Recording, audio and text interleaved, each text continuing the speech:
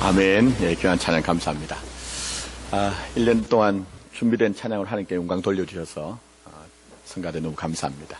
우리 예배 때는 박수를 사람들 간엔 잘 안 칩니다만 우리 수고하신 우리 성가대에게 박수 한번 부탁드립니다. 시온 찬양대 우리 지휘하신 집사님 또 성가대님들 감사합니다. 또 여러분들 격려하고 싶습니다. 광야 같은 세상인데 그래도 믿음 하나 부여잡고 또 이 자리까지 오신 것 또 하나님의 은혜인 줄 믿고 또 내년도에도 새로운 시간과 역사 속에서 믿음으로 승리하기를 원합니다. 달력이 한 장밖에 남지 않았어요. 그 한 장도 아주 몇 날이 남지 않았습니다. 그 한 장 남은 달력 보실 때 어떤 느낌과 감정이 이렇게 쑥 올라오시는지 모르겠습니다. 이렇게 내 마음속에 만족이 올라오시는지 아니면 조금 아쉬움이 남는지 또 돌아보면 기쁨과 감사가 있는지 아니면 후회와 해환이 남는지 모르겠습니다. 한 가지의 감정을 가지고는 우리가 우리의 지나온 그 시간들을 다 정의할 수 없는 것 같아요. 좀 복잡합니다. 여러 가지 생각, 감정이 떠오르죠.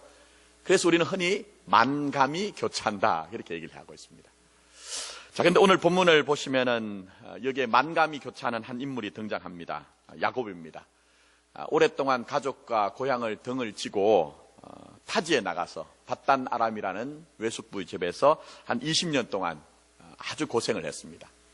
그러나 고생 끝에 낙이 온다고 결국에 이제 성공을 해서 금위 한양을 하죠. 우리가 그렇습니다. 어디 가족을 뒤로 하고 또 고향을 등 뒤로 해서 대처로 도시로 나와서 고생을 하시는 분들은 그래도 언젠가는 내가 가족들 고향에 돌아가서 나 이런 사람입니다 하고 한번 자랑하고 싶은 마음이 있을 거예요. 그래서 여기에 이제 이 야곱도 어떤 면에서는 가슴이 벅찬 그런 상태로 이제 고향을 향해 가족을 향해 나갑니다. 자, 그러나 마냥 기쁘고 즐거운 감만은 아닙니다. 왜냐하면 야곱이 밧단 아람으로 갔던 이유를 우리가 알고 있습니다. 그것은 바로 부친 이삭을 속였고 형 에서를 속였기 때문이죠. 그것 때문에 형이 아주 노하게 되고요. 심지어는 이제 생명을 빼앗으려고 하잖아요. 그래서 이제 이곳을 떠날 때, 가족을 떠날 때 모친인 리브가가 그런 얘기를 합니다. 얘야, 좀 잠시 피해 있어라. 형이 좀 노가, 화가 누구로 떨어지면 내가 그때 연통을 넣을 테니까 연락을 할 때 그때 돌아오너라. 그렇게 얘기를 했어요. 근데 20년 동안 그런 기별이 오지 않았어요. 아무 기별이 오지 않았습니다. 여전히 문제가 남아있다는 얘기겠죠. 그래서 야곱이 돌아오는 길에 앞쪽에 보면은 이제 야복강에 이르러서 자기 수하에 있는 몇 명의 종들을 사자로 형에게 보냅니다. 그런데 들려온 소식이 기쁜 소식이 아니에요. 오히려 이 에서가 동생이 온다는 소식을 듣고 자기의 가병 400명을 데리고 무장 한 채로 지금 달려오고 있는 거예요. 얼마나 마음이 무너져 내릴까요? 온몸이 떨리고 걱정되고 염려도 되고 두렵기도 하고 그런 상태가 오늘 여기에 되는 것이죠. 근데 먼저 우리가 꼭 생각할 것이 있습니다. 그게 뭐냐면 야곱을 가로막고 있는 게 무엇이냐는 거예요. 야곱이 자기의 그 고향과 가족으로 돌아가는데 무엇이 여기에 장애물로 등장을 하느냐는 것이죠. 그게 한 20년 동안의 긴 세월이었을까? 아니면 야복강이라고 하는 그 강물이 흐르는 그 강 때문에 지금 건너지 못하는 것일까? 성경 얘기하는 것은 그것이 아닙니다. 결국 그가 가는 길을 막고 있는 것은 그의 마음의 문제요, 또 내면의 문제요, 더 나아가서는 관계의 문제라는 거예요. 우리는 이미 다 알고 있는 것처럼 과거에 이 야곱이 형을 속였기 때문에 그것이 걱정과 근심과 염려와 두려움의 모든 권원이 되었죠. 한마디로 죄로 말미암아. 그 죄로 말미암아 죄책감이 지금 나를 두렵게 하고 떨리게 하고 앞으로 나가지 못하게 하고 있는 것입니다. 여러분, 죄가 우리의 삶에 관입하기 시작하면요, 모든 것들이 다 멀어지게 됩니다. 죄가 우리 안에 들어오면 하나님과 나와의 사이도 멀어져요. 죄가 부부 사이에 들어오면 부부 관계도 멀어집니다. 죄가 형제들 간에 들어오면 형제들 간도 멀어지고, 또 죄가 우정관계 속에 들어오면 그 죄로 말미암아 우정관계가 다 깨어지고, 성도와 성도와의 관계에서도 죄가 들어오면 상처 있고 멀어지는 것이 죄의 문제인 것입니다. 그래서 결국은 이렇게 멀어지면 우리의 삶에 기쁨도 없고 희락도 사라지고요, 평안은 어디 갔는지 모르겠어요.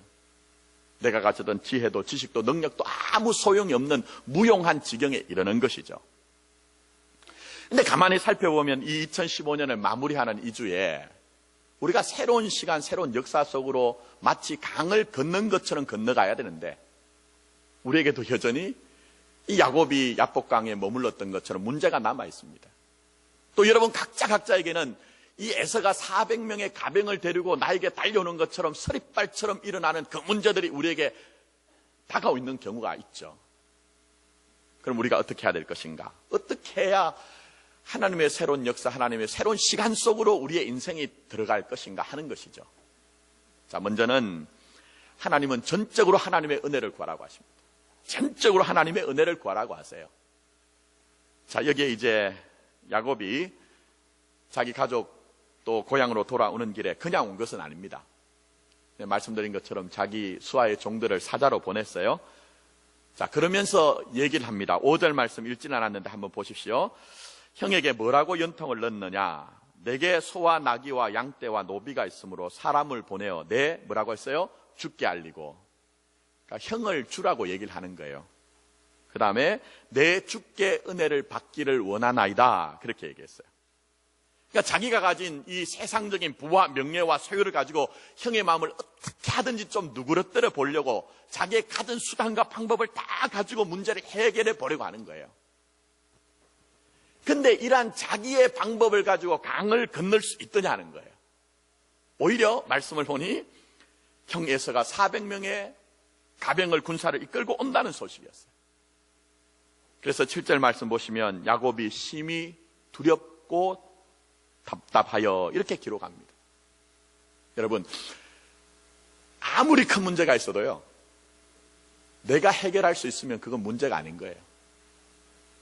근데 아무리 사소한 문제가 있어도 내가 그것을 해결하지 못하면 그게 진짜 문제가 되는 것입니다. 근데 이 야곱은 지금 자기가 그 문제를 해결해 보려고 자기의 모든 것들을 다 동원을 했는데 오히려 문제가 더 커진 것이죠. 그러니 답답하고 떨리는 것입니다.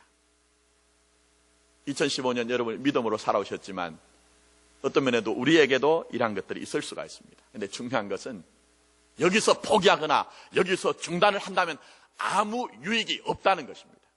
아무 유익이 없어요. 그러면 우리가 이때에 결정해야 되는 것이 무엇이냐는 거예요.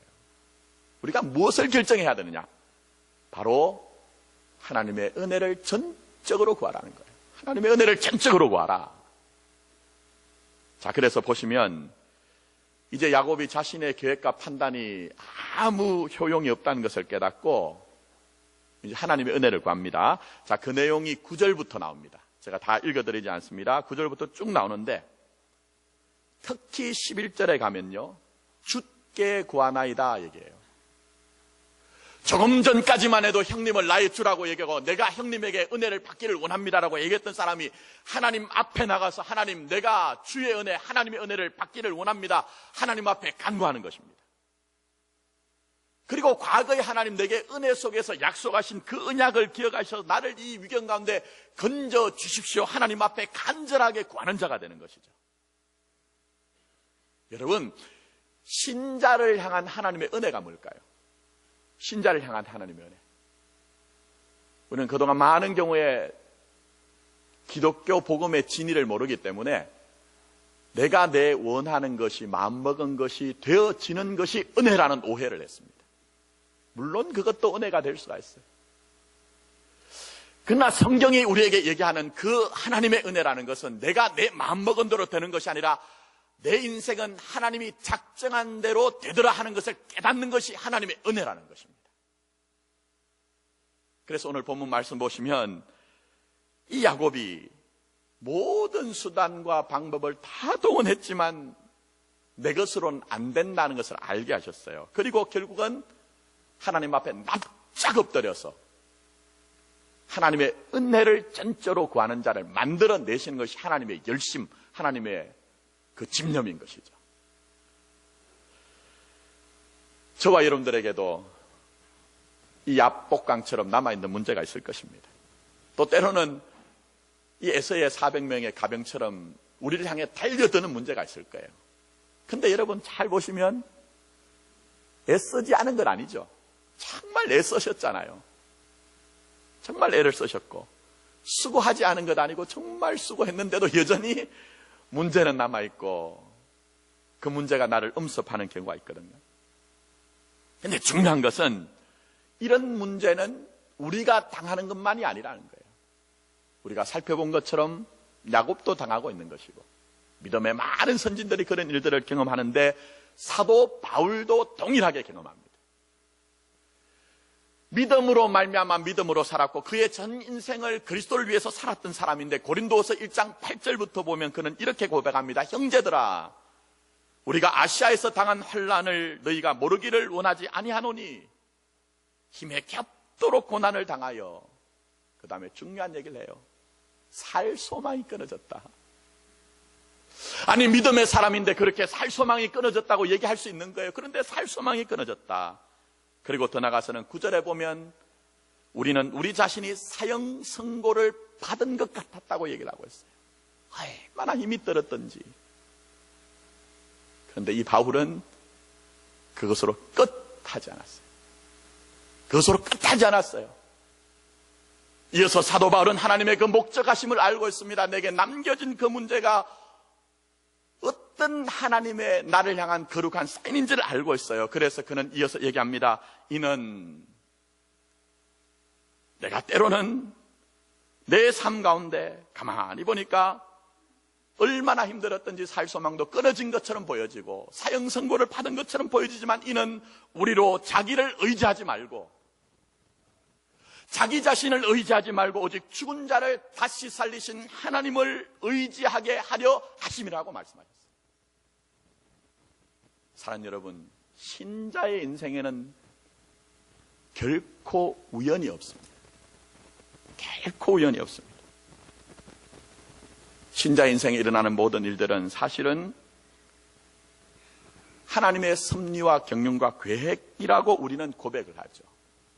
그 섭리와 경륜과 계획은 결국 우리 인생이 전부 하나님의 은혜만을 신뢰하고 의뢰하는 자리로 이끌어내는 것이 하나님의 섭리와 경륜과 뜻인 것입니다.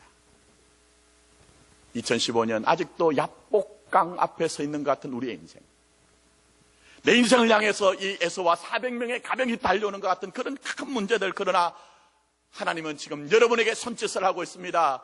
사람의 도심을 구하는 것이 아니라 너희들의 내 은혜 앞으로 나오라, 야곱처럼 중단했던 기도를 회복하라고 말씀하고 있습니다. 네 안에 있는 지혜와 지식과 경험을 다 동원하는 것이 아니라 내가 너에게 능력을 주기를 원하고 너를 살리는 그 나의 능력을 의지하는 자가 되기를 원한다고 주님이 여러분에게 말씀하고 계시는 것입니다. 힘들고 어려운 일이 있더라도 죽은 자 가운데서 다시 살리시는 그 능력의 하나님을 의뢰하고 은혜만을 전적으로 붙드는 여러분이 되기를 예수님의 이름으로 축원합니다. 자, 더 나가서 하나님은 자신의 진실한 모습을 직면하라고 말씀하세요. 자, 오늘 본문 말씀 보시면 이 야곱이 하나님의 사자와 정말 씨름을 고단하게 하는 것 같습니다. 근데 종국에는 하나님의 사자조차도 이 야곱이 얼마나 집념이 있었던지 이기지 못함을 보고, 그리고 야곱에게 말씀하신 게 있습니다. 묻는 것이 있습니다. 자, 27절 말씀입니다. 그 사람이 그에게 이르되, 뭐라고 했죠? 내 이름이 무엇이냐 물었어요. 아니, 이 사람이 누구 가문이고 혈통이고 누구 자손인지 알기 위해서 이렇게 내 이름이 무엇이냐 물었을까요? 그런 의미가 아닙니다. 성경에서는요, 이름은 전 존재, 전 인격, 그의 내면을 얘기하는 거예요. 그러니까 이 하나님의 사자가 네 집 자손이냐 이걸 묻는 것이 아니고 너는 어떤 사람이냐 묻고 있는 거예요. 너라는 사람은 어떤 사람이냐 묻고 있는 거예요. 그런데 여기에 대해서 야곱은 무엇이라고 합니까? 야곱이니다. 내가 야곱이니다고 그렇게 대답을 하고 있어요. 물론 이 야곱이라는 이름은 출생의 이름일 수도 있지만, 그러나 이 야곱이라는 이름의 뜻은 뒷발꿈치를 잡은 자. 별로 그렇게 느낌은 좋지 않죠? 그래서 속이는 자, 빼앗는 자라는 의미가 있어요. 그러니까 이 밤에 정말 그 만감이 교차하고 문제가 풀리지 않는 이 밤에 하나님의 사자와 씨름을 하는데 그것은 사실은 자기 자신과 지금 씨름을 하고 있는 거예요. 그러면서 이 야곱은 자기 안에 있는 드러내고 싶지 않았던 그 인생의 어두운 면들, 나 자신조차도 직면하기 싫었던 그 어두운 면들을 인정하고 수용을 전적으로 하고 있는 거예요. 내 이름이 무엇이냐? 야곱이니라. 내 이름이 무엇이냐? 야곱이니라. 그렇습니다. 하나님, 내가 믿음으로 산다고 했지만 사실은 내가 돌아보니 전부 다 내 생각이고 내 판단이고 내 열심이었습니다. 너의 이름이 무엇이냐? 내 이름은 야곱이니. 저 좀 진실하게 살고 싶었으나 아비를 속인 자였고 형을 속인 자였고 더 나아가서는 내가 나 자신을 속이는 자가 되었습니다. 네 이름이 무엇이냐? 내 이름은 야곱이니. 내가 지금 이렇게 은혜를 구하는 이 자리에서조차도 내 얄팍한 이 머리를 지금 굴리고 있는 것이 나의 모습입니다. 본 모습입니다. 다른 사람들이 알지 못하는 모습입니다. 그렇게 지금 야곱은 하나님 앞에서 자기를 전부 다 자기 폭로를 하고 있는 거예요. 진실한 모습으로. 자, 그래서 야곱을 한번 보십시오. 제가 앞부분에서 야곱이 전적으로 하나님의 은혜를 구한다고 했잖아요. 근데 그 은혜를 구하는 자리에서조차도 이 야곱이 은혜에 합당하지 않은 자의 모습이 나옵니다. 자, 한번 보십시오. 자, 13절부터 기록이 되어 있어요. 자, 한번 보겠습니다. 자, 야곱이 거기서 밤을 지내고 그 소유 중에서 형 에서를 위하여 예물을 택하니, 여기서 잘 보셔야 됩니다. 암염소가 200이요, 숫염소가 20이요, 암양이 200이요, 숫양이 20이요, 전나는 낙타 30과 그 새끼요, 암소가 40이요, 황소가 10이요, 암나귀가 20이요, 그 새끼 나귀가 10이라. 이제 먼저 종들에게 자기에게 있는 그 이제 재물 중에 제일 좋은 것을 골라서 이제 선물로 보내죠. 근데 이건 선물이 아니고 사실 뇌물이에요, 뇌물. 뇌물을 보내는 겁니다. 자, 그런데 거기에 보시면 암놈들이 훨씬 많아요. 이게 무슨 의미냐면요, 목축을 하는 입장에서는 암놈은 전부 다 재상 정식의 의미가 있습니다. 조금 전까지 하나님이 주라고 얘기했잖아요. 기도하기 전까지만 해도 형님이 주라고 하고 내가 형님에게 은혜를 받기를 원한다고 했는데, 자기 문제가 해결되지 않으니까 하나님만이 주십니다, 내가 하나님의 은혜를 구합니다 하고는 돌아서서는 자기 깨와 국리를 내는 거예요. 형님, 여기 좋은 건 뇌물이 있으니까 좀 누구려뜨려 주세요. 자, 그 다음에 보시면 그것으로도 안 됐던 것 같아요. 막 마음이 불안했던 것 같아요. 그래가지고 이제 가족들을 먼저 보냈는데, 먼저는 말씀드린 것처럼 종들하고 자기 가축들을 보냅니다. 그 다음에 이제 자기 가족들을 정하여 보내는데 한꺼번에 보내지 않습니다. 먼저 첫 번째 그룹들을 보내는데 셋째 부인과 넷째 부인, 그 자식들과 재산을 먼저 보내요. 자, 그 다음에 이제 보내는 게 누구냐 하면은, 여러분 아시는 레아와 그의 자식들과 그의 재산을 보냅니다. 제일 마지막에까지 붙들고 있다가 보내는 것이 라헬과 그의 자식들과 재물을 보냅니다. 여러분 이거 보시면 뭐 그럴 수 있겠다 생각하지만 사실 그런 의미가 아닙니다. 뺏겨도 괜찮은 것부터 보내는 거예요. 자, 뺏겨도 괜찮은 것부터 보내고 죽어도 괜찮은 것부터 보내는 거예요. 자, 그리고 난 후에 자기는 제일 꽁지에 서죠. 꽁지에. 이건 바로 나만 살겠다는 생존 의식의 발로예요. 여차하면 모든 내 자식도 가족도 다 버려두고 나는 언제든지 도망을 갈 수 있는, 마치 도마뱀이 꼬리를 자른 것처럼 그렇게 줄행랑을 칠 수 있는 그런 위치에 있는 것이 지금 이 야곱의 모습이라는 거예요. 이게 내 일이 아니니까 그렇지. 만약 여러분 남편, 여러분의 아버지, 여러분 가족이 이렇다고 하면요, 보고 싶을까요? 아이고, 인간아, 그래, 잘 먹고 잘 살아라, 도장 찍자, 이렇게 나오지 않겠어요? 네? 그래서 나중에 보면요, 야곱의 가정에 일어난 모든 일들은 이런 엉어리가 뭉쳐 있어서 그런 거예요, 여러분. 네? 그런데 여기서 우리가 봐야 되는 것이 있습니다. 20년 동안 그렇게 고생했는데, 연단을 받았는데 교활한 그 성격의 기질이 전혀 변화되지 않았다는 거예요. 은혜를 구하면서도 여전히 은혜와 상관없는 자의 모습, 믿음을 구하면서도 믿음과 상관없는 자의 모습이 야곱이라는 거예요. 근데 성경이 얘기하는 것, 여러분 이 사건을 보면서 이 야곱 참 딱하다. 어떻게 긴 세월 그렇게 믿었는데 저 모양 저 꼴이나 찻 이렇게 하면은 이 성경이 우리와 전혀 상관없는 겁니다. 이 야곱이란 인물을 등장시키시고 이 사건을 우리에게 주신 것은 바로 야곱의 모습이 나의 모습이라는 거예요. 야곱의 모습이 바로 나의 모습이다. 우리도 그렇게 믿음이라고 하지만 때로는 우리가 큰 사건을 만날 때 우리 속에서 불쑥하고 믿지 못함이란 것이 우리의 삶을 휘감아 나갑니다. 때로는 그렇게 진실 얘기하지만 내 안에 거짓된 모습이 있어요. 남들에게는 책임 얘기하지만 사실은 내가 했던 일들에 대해서 내가 책임지지 않는 우리의 모습이 있더라는 거예요. 이게 바로 야곱의 모습이에요. 우리 속에 감춰진 진실한 나의 모습이라는 거예요. 그걸 지금 2015년 마지막 이 예배를 드리면서 우리가 좀 보자는 것이죠. 그러나 여기서 멈추시면 안 됩니다. 그 진실한 나의 모습을 보는 자들에게는 하나님이 은혜를 주세요. 보지 못하는 사람에게 은혜를 주시는 것이 아니라 내 안에 있는 야곱의 모습을 보는 자들에게 하나님이 은혜를 주세요. 그래서 오늘 본문 말씀 보시면 역설적이게도 내 안에 이런 어두움이 있습니다. 내 안에 이런 약함이 있습니다. 내 안에 이런 무능함이 있습니다라고 나는 야곱입니다라고 고백하는 이 야곱에게 하나님이 무엇이라고 합니까? 너의 이름은 야곱이 아니라 뭐라고요? 이스라엘이라. 자기 안에 있는 진실한 모습을 직면하고 인정하고 수용한 사람들에게는 너의 이름은 이스라엘이라, 새로운 인생이 되게 하시고 새로운 삶을 출발하게 하시고 새로운 인격을 하나님이 만들어내시더라는 거예요. 그가 선 곳이 분이엘, 곧 하나님의 얼굴을 대면해 보는 은혜, 내가 지금까지 알지 못하던 하나님의 영광을 직접적으로 만나는 그런 하나님의 놀라운 은혜를 주시더라는 거예요, 여러분.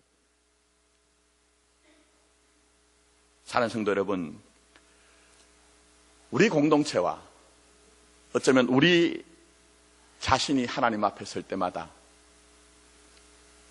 우리는 나 잘났습니다라는 것을 계속 강화해서 그렇게 서는 것으로는 전혀 은혜가 없습니다.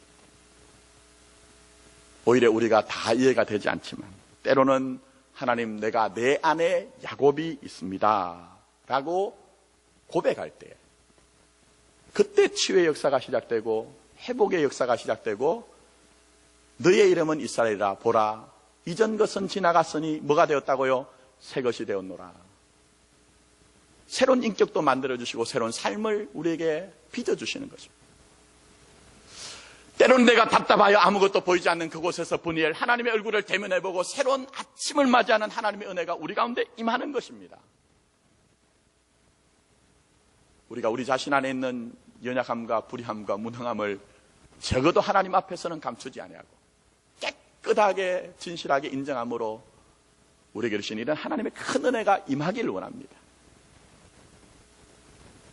그런데 참 희한하게도요, 성경에서만 이런 것들을 얘기하는 것은 아닙니다. 저는 성경이 진리라는 것이 세상에서 일반적으로 돌아가는 일들, 현상들 속에서도 이 성경이 너무나 철저하게 정확하게 적용이 되기 때문에. 그래서 여러분, 융이라고 하는 분석 심리학자가 있습니다. 이분이 뭐라고 하시느냐, 누구나 다 자기 내면에 그림자가 있답니다. 어두운 부분이 있대요. 그럼 그림자가 뭔가? 이 그림자란 것이 내가 나 스스로 인정하기 어려워하는 아주 불유쾌한 것들의 총합이라고 얘기합니다. 그 덩어리라고 얘기를 하고 있어요. 그러니까 내가 남에게 들키면 안 돼요. 내가 남한테 들키면 안 되는 거예요. 그게 뭐 성격이든지 내 행동이든지 뭐 어떤 것이든 내 또 가정의 어떤 일들이라든지 그런 거 들키면 안 되는 거예요. 그래서 자꾸 우리가 그것을 은폐하려고 하죠. 발음이 안 좋습니다. 다른 얘기인데, 은폐와 은폐. 그러니까 숨기려고 하는 거예요. 쌀 발음이 안 돼서. 근데 융이 하는 얘기가 그거예요. 근데 이 그림자를, 이것을 인정하고 수용하면 아주 원숙한 인격으로 만들어진다. 아주 원숙한 인격으로 만들어진다. 그러나 내가 내 안에 있는 이 그림자 쇄도를 인정하지 않을 때는 굉장히 위선적이고 완고해지고 비판적이 되어져 간다는 거예요. 그래서 융은 그런 얘기합니다. 당신 안에 있는 그림자를 직면하라. 당신 안에 있는 어두운 부분을 인정하라. 당신 안에 있는 그 약한 것들을 다 수용하라. 그러면 오히려 당신은 훨씬 더 자유함 있는 삶을 살 것이다. 오히려 더 당신은 새로운 삶을 살 수가 있을 것이다. 꼭 같은 얘기죠. 꼭 같은 얘기. 꼭 같은 얘기죠. 참 의미가 있어요. 그래서 로마서 7장을 보시면 사도 바울이 자기의 그림자를 아주 길게 설명합니다. 자기 안에 있는 긴장과 갈등을 다 설명을 하고 다 드러내고 있어요. 그게 뭡니까? 내가 마음의 법으로는 하나님의 법을 정말 따라가는 것처럼 즐거워하는 것처럼 보이지만 그러나 내 안에 또 다른 법이 있는데 그게 죄의 법이다, 그렇게 얘기했어요. 근데 이것이 얼마나 고민이 되고 얼마나 어려웠던지 그는 그렇게 고백합니다. 오라, 나는 공고한 사람이로다. 누가 나를 이 사망의 몸에서, 이 그림자에서, 이 긴장에서, 이 갈등에서 나를 건져낼 것인가. 아주 진실하게 자기 자신을 폭로하고 있어요. 근데 놀라운 은혜가 임합니다. 7장 25절에 가보면 우리 주 예수 그리스도로 말미암아 하나님께 감사하리로다. 감사하면 문제가 해결돼야 되죠. 내 안에 그림자도 없고 내 안에 어두운 부분도 없어지고 내 안에 이런 긴장과 갈등이 없어야 되는데, 그러나 놀라운 것은 이 감사가 그런 감사가 아니라는 거예요. 그런 수준이 아니라는 거예요. 이렇게 얘기합니다. 그런즉 내 자신이 마음으로는 하나님의 법을, 육신으로는 죄의 법을 섬기노라. 여전히 내 안에 이 그림자, 어두운 부분, 긴장과 갈등이 있음에도 불구하고 감사하고 있는 것이죠. 왜 그럴까요? 저 유명한 로마서 8장 1절의 고백 아시죠, 여러분? 그러므로 이제는 그리스도 예수 안에 있는 자에게는 결코 뭐가 없다? 정죄함이 없나니. 이는 그리스도 예수 안에 있는 생명의 성령의 법이 죄와 사망의 법에서 너를 해방하였습니다. 여러분, 기독교 신앙이 뭘까요? 우리가 그렇게 지금 이 매주일마다 나오시는데 기독교 신앙은 종교가 아닙니다, 여러분. 종교가 아니에요. 내가 내 안에 있는 죄와 내 안에 있는 그림자와 내 안에 있는 이 어두운 부분과 내 안에 있는 긴장과 갈등을 내가 해결하자는 것이 아닙니다. 나는 여전히 그 모양 그대로인데 나를 덮는 하나님의 은혜를 알자는 거예요. 우리에게 임하는 그 하나님의 큰 은혜라는 것은 나의 어떠함으로 말미암아 되어지는 것이 아니라 주님의 어떠함으로 주시는 그 구원의 놀란 하나님의 은혜가 나를 나되게 한다는 것입니다. 그게 바로 오늘 사도 바울이 얘기하는 그리스도 예수 안에 있는 생명의 성령의 법이 이끌어 나가는 우리의 은혜 있는 삶이라는 것입니다. 그러므로 여러분, 적어도 하나님 앞에서는 진실했으면 좋겠어요. 하나님 앞에서는 좀 진실했으면 좋겠어요.